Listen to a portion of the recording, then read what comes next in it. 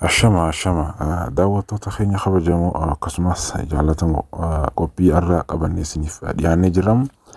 Kanaan dura paartii jalqabaati irratti kan qabannee isiniif dhufnee jirru ture jechuudha. Ammas paartii irratti dhaabbanneerra. Paartii lammaffaa irratti kan eegaludha jechuudha. Wantoota barbaachisoo ta'an irratti kan dhaabbisnedha jechuudha. Biizines orgaanaayizeshinii irratti different formulee jahatu jira jechuudha. Isaan kanneen kana ilaaluudhaaf irratti dhaabbannee turre jechuudha. Artikilii fi akkasuma commercial koodii irratti hundeeyne ilaalaa turre jechuudha. Amma immoo qophii kana eegaluudhaan duratti namoonni chaanala keenyaaf haaraa taatan subscribe, like, share godhuudhaan nu cinaa dhaabbadhaa. Akkasuma barattoota keessaniifis share gochuudhaan akka irratti hirmaatanii fi irraa hubataniif gahee fi akkasuma gahee irraa taphadhaa isin jechuu barbaanna jechuudha. Kanaaf argamuun gama qophii keenyaatti mee kan dabaru ta'a.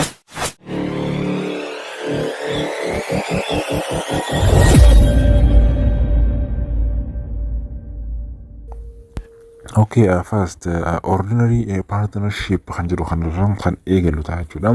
Tokko tokkoon kan ila gaditti kan ilaallu ta'a jechuudha. Ordinary partnership, there are business organizations that is used to operate essentially non-commercial undertakings. It is non-commercial business organization on Article 213 sub 1 of the commercial codes. This means that a general partnership cannot be used to carry out of any of the activity listed Article 5 under Article 5 above. It can, however, be used to run business activity other than the one listed under Article 5.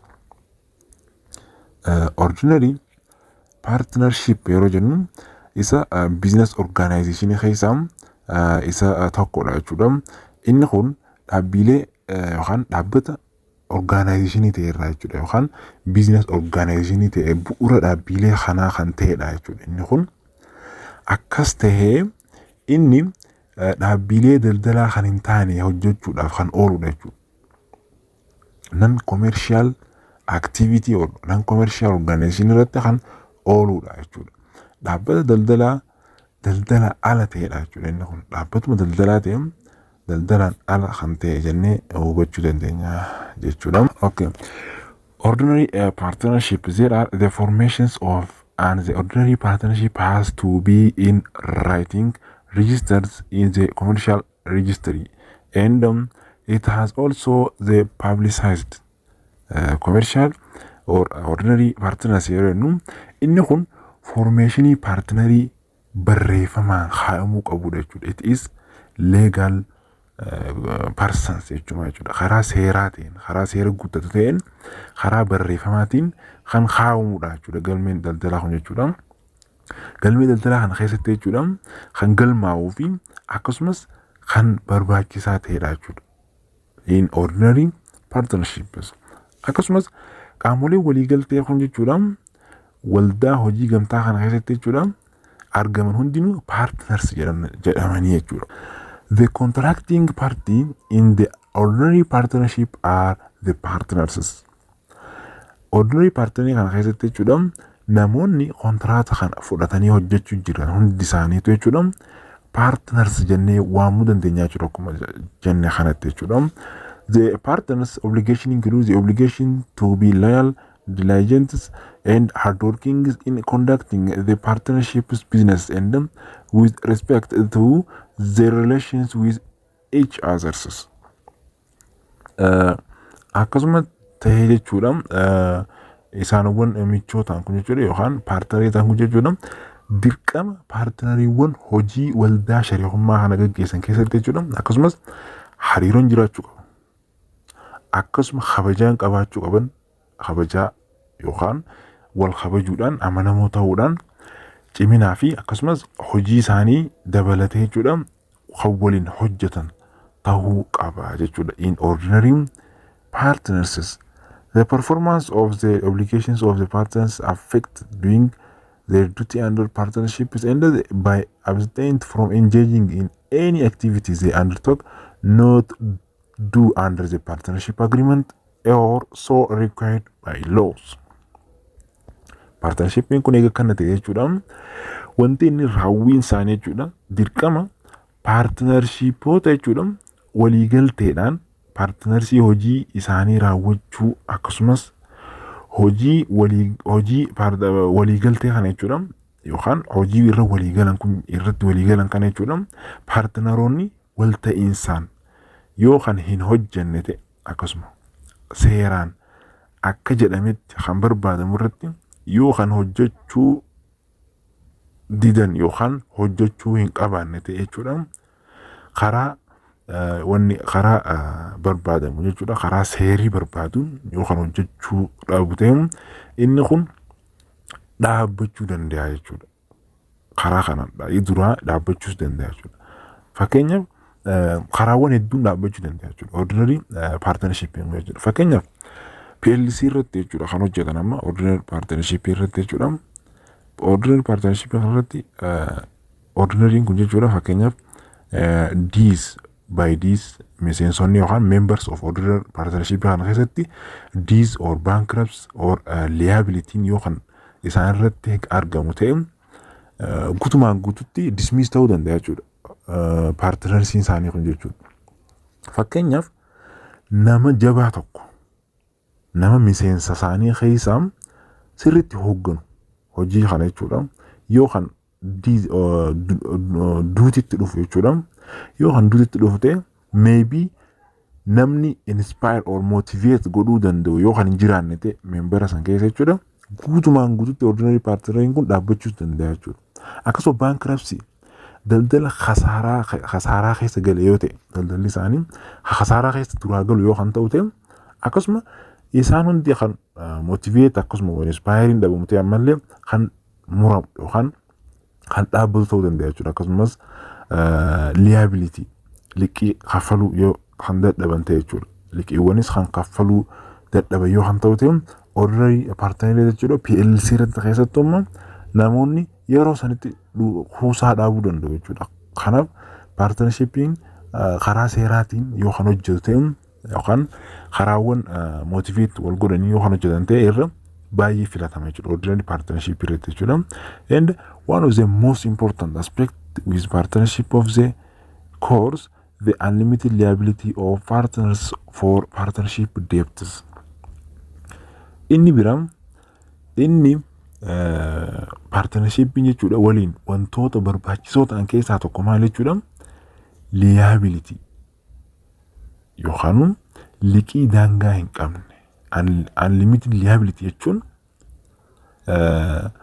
liqiima fakkeenyaaf namni tokko liqeeffatee erga liqeeffatee kaffaltii isaa kaffaluu dadhaba partnerii keessaa jechuudha kaffaltiin liqii sun amma fakkeenyaaf bankruptcy'n waan dhufeef kisaaraa daldalaa keessa waan galaniif liqiin keessa galee liqii isaan duraan liqeeffatanii itti hojii jira sun kaffaluudhaaf yoo kan partnership keessaa qaban kun kaffaluu fi dadhabee unlimited liability qaba jechuudha ordinary'n kun gama qabeenya isaa kan biraatti deema jechuudha mana ta'uu danda'a konkolaataa ta'uu danda'a wantoota garaa stoora ta'uu danda'a kophatti kan qabatu karaa sanitti kan dabru ta'uu danda'a jechuudha liqii kaffaluudhaaf jechuudha. Karaa kanaan irraa fudhatamuu danda'a jechuudha. Kanaaf inni kun jechuudha kan daangaa hin qabne waan ta'eef shariikawwan jechuudha liqii waldaa shariikummaaf qaban ta'uun isaa ni beekama jechuudha. Kanaaf the all business organizations except that of the joint venture are legal persons. Business organization jahanuu kan dubbachuuf deemnu kun hundi isaa jechuudha legal person jechuudha except joint ventures. Joint venturing legal business or legal organization hin jedhamu jechuudha. Kanas gadi ilaalla jechuudha venture joint venture kanas gama gaditti ilaallu ta'a jechuudha. Gamni kaan hin garuu inni kun it is legal person jedhama jechuudha ordinary partnering jechuudha. They have right and duty as legal persons. Maaliif isaanowwan kun jechuudha mirgaaf dirqama qabu jechuudha karaa seeraatiin jechuudha. Mirgaaf dirqama isaan hojjetantu jira jechuudha. Haala kana jechuudha nama seeraati jechuudha mirgaa fi dirqama qabu ta'uu jechuudha. waldaaleen akka ordinarii kun jechuudha seeraa fi mirgaa fi dirqama seeraatiin kan guuttate jedhameeti beekama jechuudha. Maaliif gama hundaanuu kan eenyu akka ta'es ni beekama. Hojiin ordinar paartinariitti beekamu jechuudha. Eenyu akka bane eenyu akka hoogganu miseensi isaanii eenyuuf eenyu akka ta'es akkasuma gibiras waa hundaanuu kan leegaal ta'edha jechuudha. Mirga isaatis baatee taaksiis kaffalee jechuudha. Mirgaaf dirqama isaatiin kan hojjetu ta'a jechuudha. Except joint venture jechuudha. Karaa kanaan kan hojjetanidha jechuudha. But if a partnership cannot pay all its debts, yooniif garuu partnershipiin ordinary partnerii kun jechuudha kaffaluu dadhabee jechuudha. It is debts liqii kaffaluu dadhabee jechuudha. The law required the partnership to pay these debts. Therefore, the liability of members is not limited to the amount of contributions they make at the time of formations. The members will be liable to pay as much as what is required to pay any outside debts. Liqii kana namti kun jechuudha yoo kaffaluu dadhabee jechuudha. Haala kanaan kaffaltii inni kaffaluu qabu sun jechuudha yoo kan kaffaluu dadhabee jechuudha. Liqaan kun jechuudha kamirratti deemaa jechuudha. Itti gaafatamummaan miseensotaa kun jechuudha gumaacha yeroo hundeeffamuu godhan qofa osoo hin taane jechuudha achitti hin daangeffamu jechuudha. Miseensonni haga liqii hin kaffalamin kana kaffaluuf barbaachisu kaffaluuf itti gaafatamummaa ni qabaatu jechuudha. Kaffaltii kana jechuudha unlimited yoo ta'e jechuudha. Kanaafuu partnershipiin yookaan ordinary partnershipiin kun kanaan ala hin jiru jechuudha.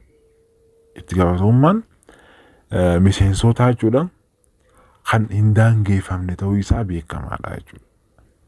Unlimited liability fi akkasumas unlimited debts qabaata jechuudha.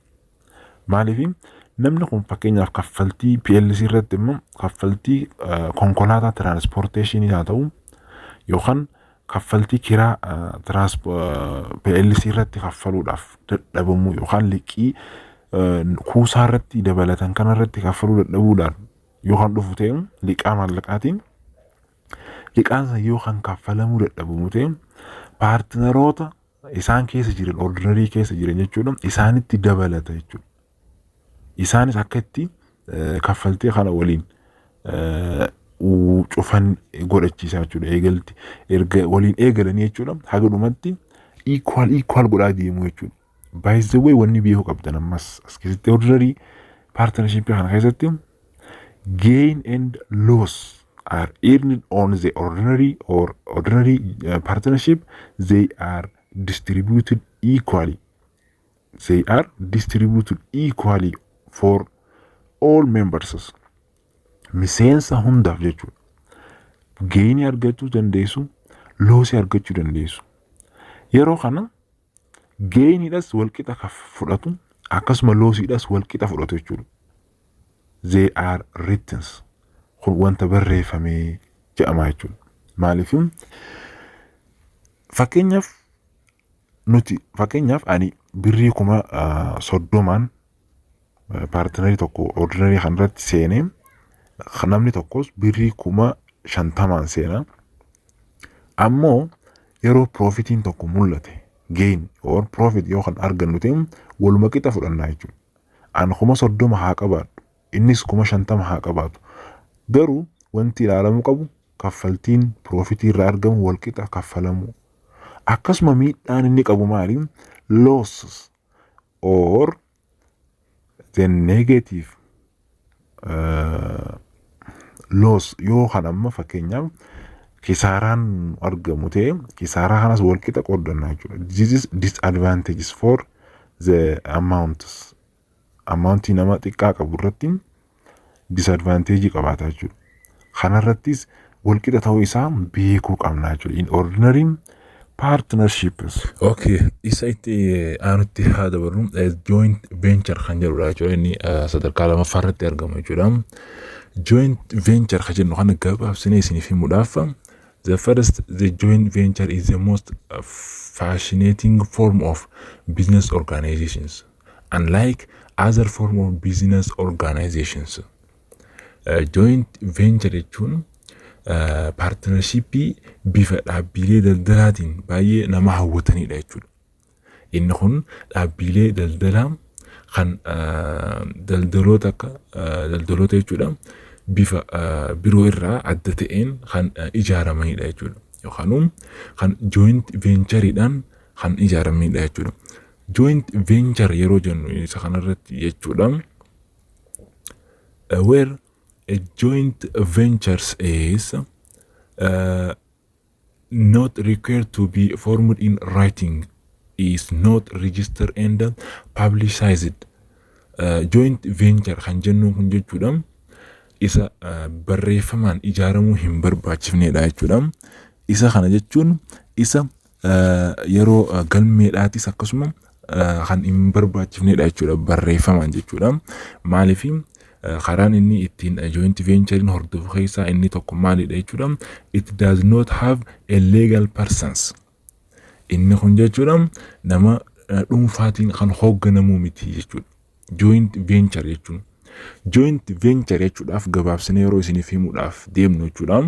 Joint venture jechuun fakkeenyaaf namoota manaajerootaa fi akkasuma daayirektaroota kanneen kana osoo hin taane nama karaa dhuunfaatiin karaa seekuur ta'een jechuudha hojjetudha jechuudha. Amala joint venture keessaa inni tokko seekurit business organization jechuudha. Seekurit business organization jechuun waldaa daldalaa ta'ee kan seekuurii qabu jechuudha. Kan dhokatamudha jechuudha yookaan kan hin beekamnedha jechuudha. Kana jechuun fakkeenyaaf akka biyyoota keenyaatti jechuudha namoota amantii abbootii amantii qeessota ta'uu danda'a akkasuma sheekota illee ta'uu danda'a jechuudha. Yeroo hojii daldalaa tokko irratti bobba'uudhaaf deemu jechuudha akkaataa hin beekamneen bobba'uu danda'u jechuudha. Joint venture jechuun haala kanaan jechuudha.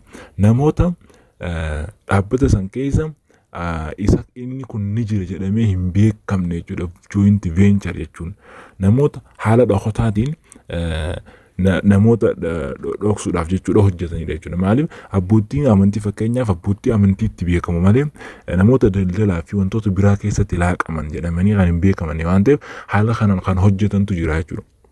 Isaan kanaan joint venture jennaan jechuudha. Akka fakkeenya biyyoota akka addunyaa keenyaatti fakkeenyaaf yoo ilaalle biyyoota akka Israa'el keessatti yoo kan laaltan taate namoonni yookaan namoota lammummaan isaanii Israa'el ta'an jechuudha. Biyyoota Arabaa keessa biizinasii tokko sossoosuu hin danda'an jechuudha. Paartinariidhaanis ta'e individuaalidhaanis ta'e oonarsii ta'anii hojjechuu hin danda'anidha jechuudha. Maaliif akkuma jedhamu jechuudha namoota akka biyyaatti Israa'el keessa Israa'eloonni jechuudha hin jaalatamanidha jechuudha. Karaa kanaan meeshaan kun kan Israa'elootaati jedhamee yookaan gurguramu ta'e biyyoota Arabaa keessatti baay'inaan kan hin hojjetamne yookaan kan hin gurguramnedha jechuudha. Yeroo kana maal godhuu danda'a jechuudha joint venturein yookaan fakkeenyaaf biyyoota Israa'el katee kun jechuudha. Bifa dhokataatiin jechuudha namoota biyyoota Arabaa ta'an wajjin wal ta'uudhaan haala dhokataa ta'een namni biyya Israa'el keessatti hojjechaa jira kan osoo hin beekamne jechuudha. Joint ventureidhaan akkuma jalqabenne secure business organizations godhee kan hojjetudha jechuudha. It has no registering or writings haala barreeffamaatiin fi haala register godhuudhaatiin joint venturein san joint venture jechuun qaama dhokatee secure business organization ta'e kana jechuudha. Inni kun jechuudha haala kanaan biyyoota akka Arabaa keessatti socho'ee hojjechuu danda'a malee ifatti as ba'ee hojjechuu hin danda'u jechuudha. Akkasuma isaan kana qofa osoo hin taane warroota poolitikaa hojjetan jechuudha. Warroota siyaasaa keessa jiraatan haa ta'u warroota beekamtiiwwan biraa osoo qabanii wanta biraa keessa galan iddoo ittiin isaan hin jaalatamne biratti wantoonni isaan hojjetan haala dhokataa ta'een hojjetu jechuudha. Haala kanaan joint venturein uumamuu danda'a jechuudha. Inni kun the contract has not by writing ammallee kontiraaktiin isaan waliif barreessan kun barreeffamaan kan dhiyaatu miti jechuudha. Maaliif joint venture as a secure business organizations jennee jira jechuudha. It does not have a legal personality jennee jira jechuudha. Karaa kanaan kan hin argamnedha jechuudha. And a joint venture is not disclosed to the third party and its main advantage constitute it in this. joint ventures. Joint venture kana keessatti jechuudha inni kun waldaan kun jechuudha kan joint venture kun jechuudha qaama sadaffaaf kan hin ibsamne yoo ta'u faayidaan isaa inni guddaan kana jechuudha. Qaamni sadaffaa tokko dhufee itti gaafa joint venture kun by the way director illee ta'uu danda'a jechuudha. Garuu fake directorii itti fayyadamaa jechuudha. Fake directoryidhaan kan hojjetu ta'a jechuudha. Isaan kanaan hojjetamee beekamtiin third party ittiin beeku nama biraa ta'a. Garuu originally directory garuu joint venture kana ta'uu danda'a jechuudha. Haala kanaan hojjetaa jechuudha. Third party kun hin beekamne jechuudha. Kanaan hojjechuu danda'a jechuudha. Akkasuma inni biraa immoo karaawwan hedduudhaan kan ittiin beekaman keessaa liability of partners is unlimited. Partneriin joint venture kun jechuudha unlimited liability dha jechuudha. Akkasuma absence of divulgations of the partnerships and the status of memberships as a partners is very important. The unlimited liability will come only when existence of a partnership is disclosed and the partners is now as a members. Otherwise, if a partnership or a joint ventures of partnership is remain undisclosed, then its liability will be borne by the acting partners or the managers. Akkuma jalqabenne unlimited liability ta'a jechuudha. Inni kun maali jechuudha partnershipiin kun jechuudha waldaa fi sadarkaan miseensonni akka partnershipiitti qaban jechuudha ifa gochuu dhabuun baay'ee barbaachisaa jechuudha. Akkuma jalqabenne ifa hin godhamanidha jechuudha. Yeroo kisaaraan ga'us haa ta'u yeroo liability galchuudhaattis haa ta'u namoota bakka bu'antu namoota hin beekamne kana dhoksuudhaaf namni biraa bakka bu'aaf jechuudha. Karaa kanaan michuu hojjetu jechuudha. Karaa kanatti barbaachisaa jechuudha. Akkasuma unlimited liability kun jechuudha yeroo dhufu jechuudha waldaan jechuudha yookaan partnershipiin hojii gamtaa kun jechuudha yoo ifa ta'e jechuudha. Akkasumas waldaan partnershipii kun miseensa ta'e kan beekamu yoo ta'e yoo kana ta'e jechuudha joint venture sun jechuudha osoo hin ibsamin yoo hafe jechuudha itti gaafatamummaan isaa kan ba'atu eenyudha jechuudha itti aanaa partnershipii yookaan hoogganaa ta'a jechuudha. Fakkeenyaaf bakka kanarratti shortly yeroo ibsinu namni amma liqaan tokko yookaan walitti bu'iinsaan liqaa kana cufuudhaaf partneriin san hojjechuu jiraata ta'e namoonni hundi walitti baasu waan ta'eef gama joint venture kana eenyutu dhaabbataa jechuudha itti aanaa partnershipii yookaan hoogganaa partnershipiitu bakka bu'ee fi bakka san cover godhaaf jechuudha. Haala miseensonnii fi akkasuma namoonni ittiin hin beekne jechuudha cufuu danda'anii jechuudha. Karaa kanaan cufan jechuudha.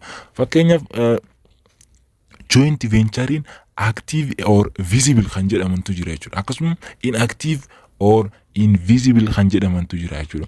Isaan kun jechuudha dirqamni isaan qaban jechuudha maallaqa walitti buusuu qofa jechuudha. Maallaqa walitti baasuu qofa jechuudha. Inactive jechuudha. Karaa invisible jechuudha karaa ittiin hin mul'anne jechuudha baasuu qofa jechuudha. Garuu yeroo kana ta'e jechuudha active jechuun yookaan visible jechuun kan mul'atan jechuudha. Isaanowwan mul'atan kun maal godhu jechuudha bakka isaanii kana bu'anii hojjetu jechuudha. Inactive jechuun wanta kan isaanowwan hin mul'anne jechuudha yookaan joint venture isaan jedhaman sun jechuudha. Isaan kun wantoonni isaan irraa eegamu maallaqa walitti baasuu qofa jechuudha. Maqaa isaaniitii fi wantoota writing, registering and signing godhan tokko hin qabani jechuudha. Isaan kun maallaqa baasanii itti aanota isaanii yookaan namoota visible godhanii bakka isaanii buufataniin kan hojjetamanidha jechuudha. Karaawwan kanaan joint venturein hojiiwwan business organization keessatti haala secure business organization ta'een hojjetamanidha jechuudha. Okay, the last or another types of partnerships, the general partnerships خنجر خنا إلى الله general partnership خنجر. A general partnership is a business organization in which the partners are each jointly, severally, and fully liable to third party or partnership debts. General partnerships yeroo jennu jechuudha. Inni kun waliigalaan jechuudha. Paartinaroota waliigalaa ta'ee dhaabbata daldalaa kan walta'iinsa tokkoon isaanii jechuudha. Yookaan paartinarshiippoonni tokkoon isaanii each of a partnershippiin isaanii kun jechuudha waliin ta'uu akkasuma adda fi guutummaatti qaama sadaffaaf liqii jechuudha. Qaama sadaffaa kanaaf paartinarshiippiif itti gaafatamummaa qabanidha jechuudha. Paartinarshiippii san keessatti itti gaafatamummaa kan qabanidha jechuudha. Fully severally and the others are there are jointly dirqama qabu jechuudha. Several ta'uudhaaf jointlyidhaaf akkasuma fully liable to third parties. Isaan general partnership ta'aniif jechuudha. Sababni isaa maaliif jechuudha? A general partnership should have a firm name in which the name of at least two partners should appear. General partnership kana irratti jechuudha maqaa dhaabbataa yoo xiqqaate maqaan partnership lamaa keessatti mul'achuu qabaachuu qabu jechuudha. Maaliif itti gaafatamummaa guddaa kan qabantu ta'a jechuudha. Yoo xiqqaate lama qabaachuu qaban jechuudha. Haga partnershippiin keessa jiraatan general partnershippiiwwan keessatti jechuudha. By the way, wantoonni nuti asirratti dubbachaa turre jointly, ordinary, generally akkasuma limited jennee kan itti fufnu kun hundi isaa jechuudha. Wanta partnership tokko keessatti mul'atu ta'een gahee mataa isaanii qabantu jira jechuudha. Akkasuma jointly garuu isaanwwan kana keessaa maal jennee they have no legal person jennee jira. Nama seeraan alaan yookaan seera hin guutamneen seenee hojjetaa jirudha jechuudha. Nama irratti beekamuudhaaf akkasuma secure business organization ta'edhaanii jechuudha. Kanaaf kanneen kana keessaa general partnership kana keessatti jechuudha. Maqaan dhaabbata kanaa jechuudha yoo xiqqaate maqaan partnership kanaa lama keessatti mul'achuu qabu danda'a jechuudha as keessatti jechuudha. If for example ABCD and E establish a general partnerships, yoonif fakkeenyaan partnershippiin maqaan isaanii ABCDE jedhamu kun jechuudha yoo hundeessan jechuudha general partnership kana jechuudha. The firm name of this partnership can be AB general partnerships. Yoo xiqqaate jechuudha isaanwwan kana keessaa jechuudha maqaawwan lama keessatti dhawamuu danda'u qaba jechuudha. Partnership general partnership kana keessatti AB partnership jennee hundeessuu dandeenya jechuudha. If a person other than a partners allow his name to be included in the first in the firm names, such a person will be held liable as though he were a partnership for purpose liable alone. Article 281 sub 3 of the commercial codes. Isaanwwan kana keessatti jechuudha erga kana ta'e jechuudha namni partnership irraa kan hafe jechuudha maqaan isaa kan hin dhawamin jechuudha. Partnership kana keessatti michuu yookaan partnership keessatti memberaas ta'uu danda'a. Member jechuudha isaan kun as keessatti jechuudha. Kanaaf dhaabbaticha kana keessatti akka hammatamu yoo hayyame jechuudha maqaan isaa namni akkasii itti gaafatamummaa waan qabuuf jechuudha. Itti gaafatamummaa guddaa kan qabaatu jechuudha. Akka seera commercial code keewwata 280 akka muraa sadii irratti kan ilaaltan ta'e jechuudha. Haala kanaan ibsaa jechuudha kan waa'ee general partnership irratti jechuudha. The others are general partnerships are can be either commercial or non-commercial partners. General partnership kana keessatti jechuudha lamaan keessaa tokko jechuudha. Or commercial or non-commercial jedhama jechuudha. But asirratti wanni biyyoo qabdan all partnership or the all 6 business organizations for all are business or commercial, but only ordinary partnerships are non-commercial partnership jennee ibsuu dandeenya jechuudha. Hundi isaanii jechuudha kanneen as keessatti argaman partnerii commercialii ta'anidha. Tokkoon ordinary partnership qofaadha jechuudha kan commercial keessatti hin hirmaanne jechuudha. Non commercialidha jechuudha inni. maaliif jechuudha inni kun akkuma jalqaba irratti dubbachaa turre jechuudha inni wantoonni irratti inni xiyyeeffatu keessaa guddaan isaa maalidha jechuudha they are obligation to be loyal and diligent and hardworking wantoota hardworking jechuudha diligent and loyal amanamummaadhaa fi wantoota garaagaraatiin kan paartinarii san keessa hojjetutu jira jechuudha namoonni akkasii ordinary partnership jennaan garuu inni kun commercialidhaaf miti jechuudha commercialii hin qabaatanii jechuudha kanaaf asirratti yoo ilaalle jechuudha akkuma kana jennetti generaaliin kun garuu if it is a commercial business organization, then general partnership has to carry out the active listed under Article 5. Even if general partnership kun jechuudha kan commercially ta'e jechuudha wantoota Article 5 irratti dubbataman asii olitti kan ilaalle jechuudha paartii jalqabaa viidiyoo irratti ilaalle isaan kana hunda hojjechuu danda'u qaba jechuudha. Maaliif general partnershipin gosoota lamatti jira jechuudha partnership commerciality fi non commerciality jechuudha amma inni kun jechuudha fakkeenyaaf non commercial kanneen jennuun jechuudha the non commercials if a general partnership is form is used to carry on active other than those listed under Article 5 then it is a non commercial partnership. Yoonif partnershipin kun jechuudha kanneen Article 5 kana ala kan hojjetu ta'e jechuudha general partnershipin keenya kun jechuudha kanaaf inni kun maal jedhama jechuudha it is a non commercial general partnership inni waamuu dandeenya jechuudha sababiin isaa fakkeenyaaf isaan partnerii hedduutu jira jechuudha akkasuma Meqdooniyaa jedhama akkasuma wantoota hedduutu jira jechuudha fakkeenyaaf Meqdooniyaa keessatti wantoonni hojjetaman commercially hin qaban jechuudha daldala keessatti hin hirmaatan namoota umriidhaan adeeman keessatti kan hojjetan jira jechuudha wantoota akka tolooltummaa fi kanaan isaanawwan kana yoo kan ilaaltan ta'e non commercial jennaan jechuudha general partnership kana keessatti jechuudha haala kana yoo hojiiwwan akkana kanarratti kan hirmaate non commercial jennaani commercial kan jennuun gaa haalawwan daldalaa keessatti kanneen hirmaatan jechuudha akkuma Article 5 kana asii olitti dubbanne kana keessatti